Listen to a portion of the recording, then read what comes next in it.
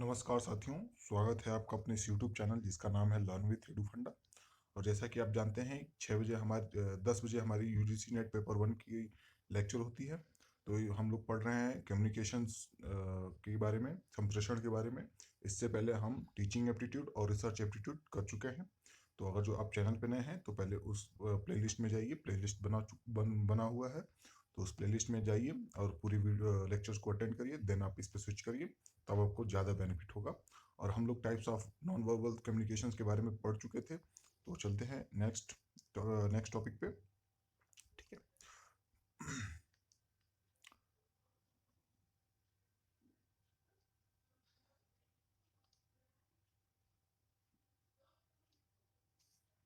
Kinesics और body movement including facial expression and eye contact, vocalics और पैरालैंग्वेज।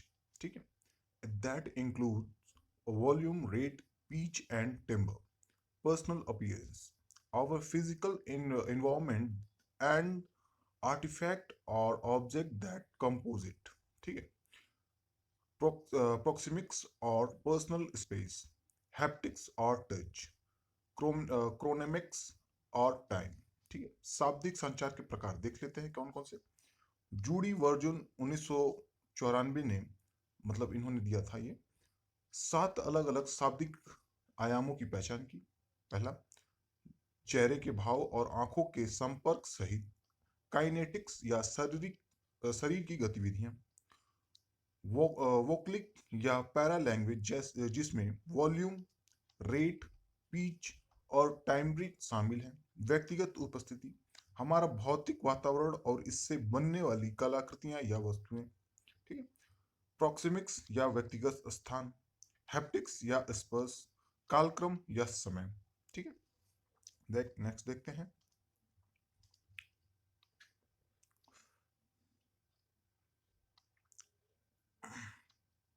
देखते हैं एक्सप्रेशंस के हिसाब से कैसे कैसे कम्युनिकेशंस है। Happiness, sadness, anger, fear. ठीक है। यूनिवर्सल ये क्या है? फेशियल एक्सप्रेशन है। देख देखते हैं facial expressions. Facial expressions are responsible for a huge proportion of non-verbal communication. First, consider how much information can be conveyed with a smile or a fawn. The look on person face is often the first thing we see even before we hear that they have to say. ठीक है। While non-verbal communication and behavior can vary dramatically between cultures and between cultures, the facial expressions for happiness, sadness, anger, and fear are similar throughout the world. ठीक है। Next देखते हैं।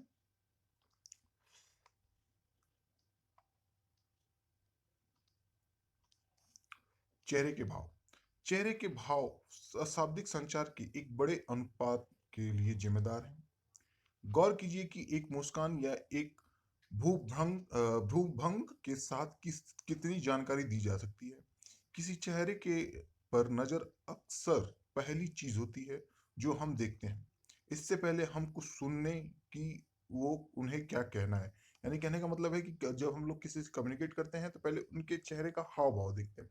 Then हम उनसे, जैसे कि सपोज करिए कि आप किसी के अंडर काम कर रहे हो और आपका जो बॉस हो वो बहुत गुस्से में है, तो आप अपनी सैलरी बढ़ाने की बात नहीं करेंगे या फिर छुट्टी अप्लाई करने की बात नहीं करेंगे। क्योंकि आप जानते हैं कि वो जैसे आप बात करेंगे उनका चेहरे से पता चल रहा है वो गुस्से में है, वो तुरंत आपका रिजेक्ट कर देंगे। जो भी आपका मांग होगी वो क्या कर देंगे, तुरंत नकार देंगे। ठीक है। नेक्स्ट देखते हैं।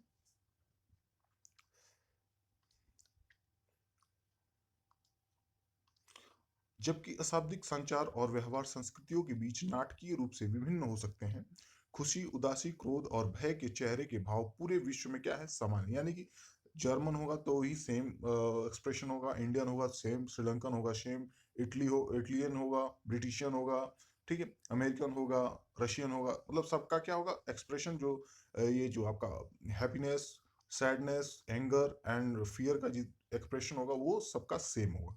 ठीक है। ऐसा ये नहीं कि लोगों का अलग अलग होगा। जैसे कि रशियन है तो वो खुशी में वो हंसे रोएगा, और इंडियन होगा तो वो खुशी में गुस्से से देखेगा। सबका क्या होगा, सेम होगा, इक्वल होगा। Gesture, deliberate movements and signals are an important way to communicate meaning without words। ठीक है। Common gestures including waving, pointing and using fingers to indicate numeric amount। Other gestures are elaboratory and related to culture।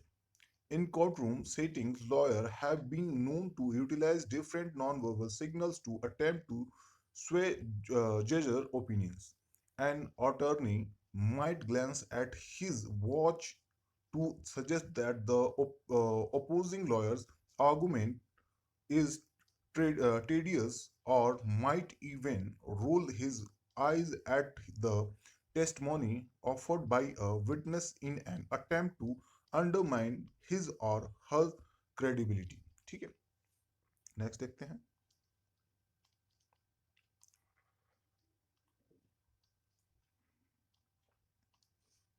इशारे, ठीक है, यानी gesture का हिंदी का होता है इशारे। शब्दों के बिना अर्थ को संप्रेषित करने के लिए जानबूझकर आंदोलन और संकेतों एक महत्वपूर्ण तरीका है, मतलब जेस्चर का। सामान्य इशारों में संख्यात्मक मात्रा को इंगित करने के लिए इंगित करना और उंगलियों का उपयोग करना शामिल है। अन्य इशारे मनमाने हैं और सांस्कृतिक से संबंधित है। कोर्ट रूम सेटिंग से वकीलों को विभिन्न अशाब्दिक संकेतों का उपयोग करने के लिए जाना जाता है, ताकि हुजूर यहाँ पे होना चाहिए, ठीक है, हुजूर की राय को प्रभावित करने का प्रयास किया जा सके। एक वकील यह सुझाव देने के लिए अपनी घड़ी पर नजर डाल सकता है कि विरोधी वकील का तर्क थकाऊ है, या अपनी विश्वसनीयता को कम करने के प्रयास में एक गवाह द्वारा पेश की गई गवाही पर अपनी आंखें भी घुमा सकता है। यानी कहने का मतलब कोर्ट रूम में ये सब जितने भी लॉयर्स होते हैं, ये उनकी क्या होती है, एक क्या बोलते हैं वो, एक आपस में एक संकेत, बिना बात किए ये सब संकेत से क्या करते हैं, वो आपस में बातचीत करते हैं। ठीक है, बिना किसी को बिना किसी मुंह से आवाज निकाले ये अपने जेस्चर इशारों से बातें करते हैं।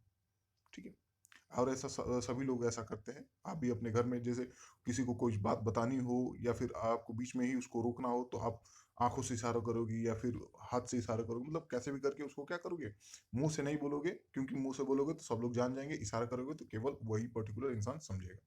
ठीक है, पैरालिंग्विस्टिक्स। ठीक है, पैरालिंग्विस्टिक्स refers to vocal communication that is separate from actual language। This includes factors such as tone of voice, loudness, inflection, and pitch। Consider the powerful effect that tone of voice can have on the meaning of sentence when said in a strong tone of voice। Listener might interrupt approval and enthusiasm। ठीक है, the same word said in hesitant tone of voice might convey disapproval and a lack of interest। ठीक है, पार भाषा विज्ञान। ठीक है, मुख्य संचार को परिभाषित करता है, जो वास्तविक भाषा से क्या है, अलग है।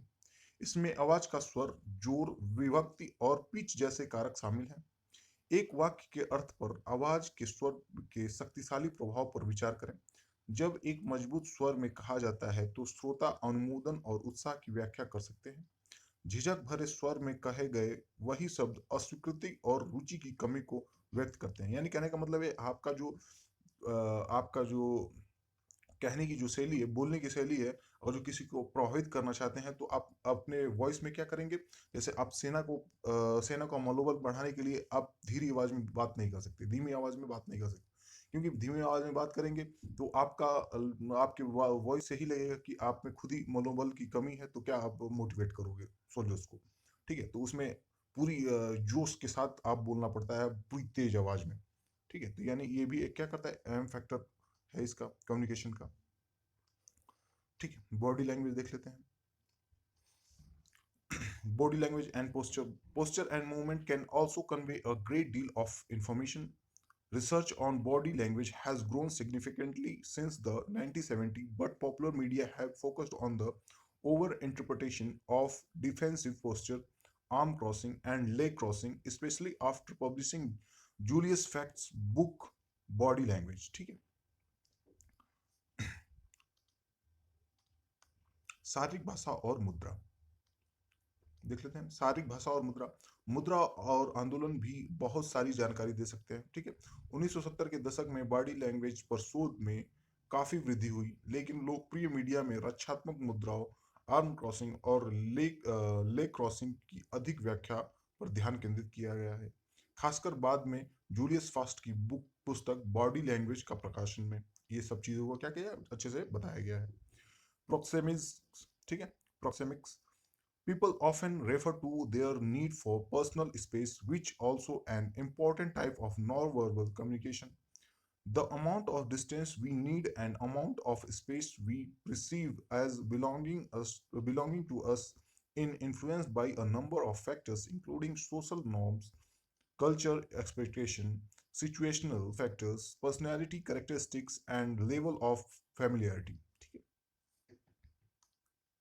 नेक्स्ट देखते हैं, हिंदी में देख लेते हैं इसके। प्रॉक्सिमिक्स। लोग अक्सर व्यक्तिगत स्थान के लिए अपनी आवश्यकता का उल्लेख करते हैं, जो कि एक महत्वपूर्ण प्रकार का अशाब्दिक संचार भी है। हमें जितनी दूरी की आवश्यकता है और जितनी स्थान हम अपने को समझते हैं, वह सामाजिक मापदंडों, सांस्कृतिक अपेक्षाओं, स्थितिजन कारकों, व्यक्तिगत विशेषताओं और परिचित के स्तर सहित कई कारकों से प्रभावित होते हैं। Eye gauge. The eye play an important role in non-verbal communication, and such things as looking, starting the blinking are important non-verbal behaviors. When people encounter people or things that they like, the rate of blinking increases, and people's delayed looking at another person can indicate a range of emotions including hostility, interest, and attraction. ठीक है, next देखते हैं। आंख टकटकी यानी कि वही क्या है, इससे पहले हम लोग जो पढ़े कि आई कांटेक्ट मतलब आई जो है कि उससे भी क्या नॉन वर्बल कम्युनिकेशन का एक बहुत ही अहम फैक्ट है। आंखें अशाब्दिक संचार में एक महत्वपूर्ण भूमिका निभाती हैं, और ऐसी चीज जैसे देखना, घूरना और झपकना महत्वपूर्ण अशाब्दिक व्यवहार है।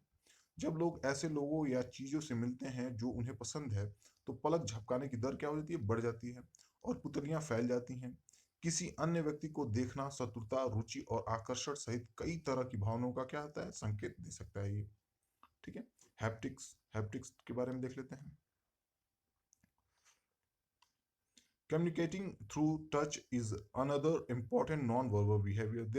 There has been a substantial amount of research on the importance of touch in infancy and early childhood. Appearance. Our choice of colors, clothing, hairstyle, and other factors affecting appearance are also considered a mean of non-verbal communication. Research on colors psychology has demonstrated that different colors can evoke different moods. Appearance can also offer psychological reaction, judgment, and interpretations. ठीक है, haptics स्पर्श के माध्यम से संचार करना एक अन्य महत्वपूर्ण क्या है, अशाब्दिक व्यवहार है। शैशवावस्था और प्रारंभिक बचपन में स्पर्श के महत्व और पर पर्याप्त मात्रा में शोध हुए हैं। ठीक है, दिखावट। दिखावट क्या है, देख लेते हैं। रंग, कपड़े, कन्वीनियंस और उपस्थिति को प्रभावित करने वाले अन्य कारकों की हमारी पसंद को भी अशाब्दिक संचार का एक माध्यम साधन माना जा सकता है। रंग मनोविज्ञान पर शोध ने प्रदर्शित किया है कि विभिन्न रंग अलग अलग मूड अलग अलग मूड को क्या कन्वर्ट कर सकते हैं। उपस्थिति, शारीरिक प्रतिक्रिया, निर्णयों और व्याख्याओं को भी बदल सकते हैं। ठीक है, aircraft, aircraft. Object and images are also tools that can be used to communicate non-verbally on an online form. For example, you might select an avatar to represent your identity online and to communicate information about who you are and the things like and things you like. ठीक, कलाकृतियां देख लेते हैं इसके बारे में भी। Aircraft का मतलब होता है कलाकृतियां। वस्तुओं और छवियों भी ऐसे उपकरण हैं जिनका उपयोग अशाब्दिक रूप के संचार करने के लिए किया जा सकता है। एक ऑनलाइन मंच पर उदाहरण के लिए आप ऑनलाइन अपनी पहचान का प्रतिनिधित्व करने के लिए एक अवतार का चयन कर सकते हैं, और आप कौन है और आपको जो चीज़ पसंद है उसके बारे में जानकारी दे सकते हैं। मतलब ये सब जानकारी देने के लिए होते हैं। ठीक है, meta communication can be defined as communication about communication. First, first है, in its simplest form, the communication process involves a sender who sends a message to a receiver. Think of receiving communication as buying a new budget. The store owner is the sender, the budget, the gadget is the message, and you are the receiver. ठीक है, next देखते हैं।